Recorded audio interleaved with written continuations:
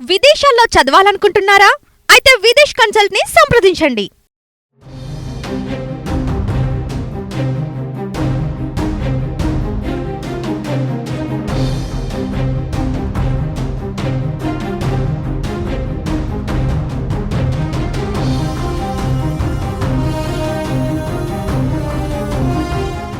భారత్లో మరోసారి కరోనా కల్లోలం సృష్టిస్తుంది. కోల్కతాలోని ఓ మహిళకి అత్యంత అరుదైన హ్యూమన్ కరోనా వైరస్ HKU1 సోకినట్లు తేలింది. దీంతో ఒక్కసారిగా డాక్టర్లు ఉలిక్కిపడ్డారు. కోల్కతాలో చికిత్స పొందుతున్న ఆ మహిళను ఐసోలేషన్లో ఉంచినట్టుగా డాక్టర్లు చెప్పారు.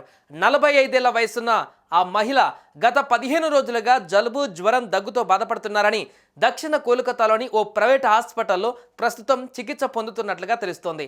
HKU1 సాధారణంగా తేలికపాటి శ్వాసకోశ వ్యాధులతో ముడిపడి ఉంటుందని, ఇది మహమ్మారిగా మారే అవకాశం లేదని వైద్య నిపుణులు చెబుతున్నారు.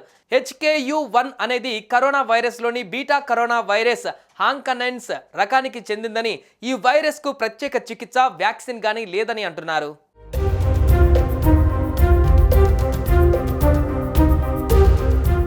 HKU1తో 229E, NL63, OC34 వంటి వివిధ రకాల వైరస్లు ఉన్నాయి.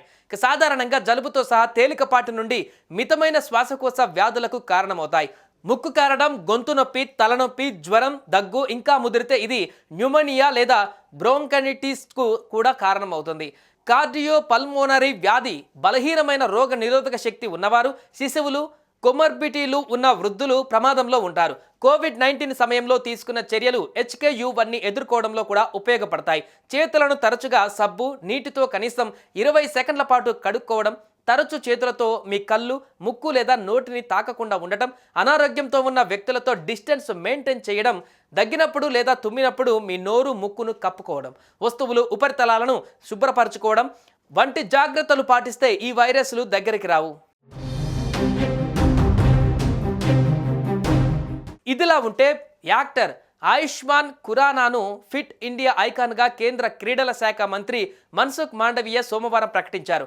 న్యూఢిల్లీలో జరిగిన ఫిట్ ఇండియా ప్రారంభోత్సవంలో ఆయన ఈ విషయాన్ని తెలిపారు. ప్రజలు తమ ఫిట్నెస్ పెంచుకోవాలని, పూర్తిగా హెల్త్ పైన దృష్టి పెట్టాలని అన్నారు.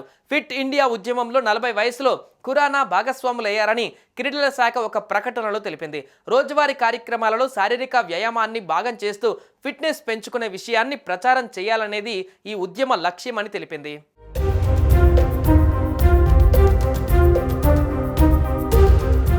రీసెంట్గా చైనాలో కోవిడ్ లాంటి కొత్త వైరస్ని పరిశోధకులు గుర్తించారు. జంతువుల నుంచి మానవులకు సంక్రమించే ముప్పు ఉన్నట్లు భావిస్తున్నారు. గబ్బిలాలో గుర్తించిన ఈ కొత్త వైరస్కి HKU5CoV2గా పేరు పెట్టారు. ఇది కోవిడ్-19కి కారణమైన SARS-CoV-2కి పోలి ఉన్నట్లు పరిశోధనలో గుర్తించారు.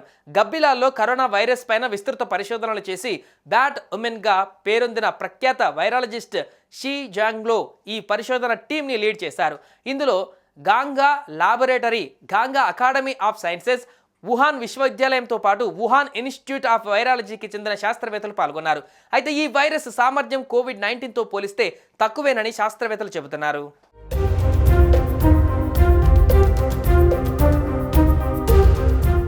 సుమన్ టీవీలో మీ పర్సనల్ అండ్ బిజినెస్ ప్రమోషన్స్ కోసం కింది నెంబర్కి కాంటాక్ట్ చేయండి.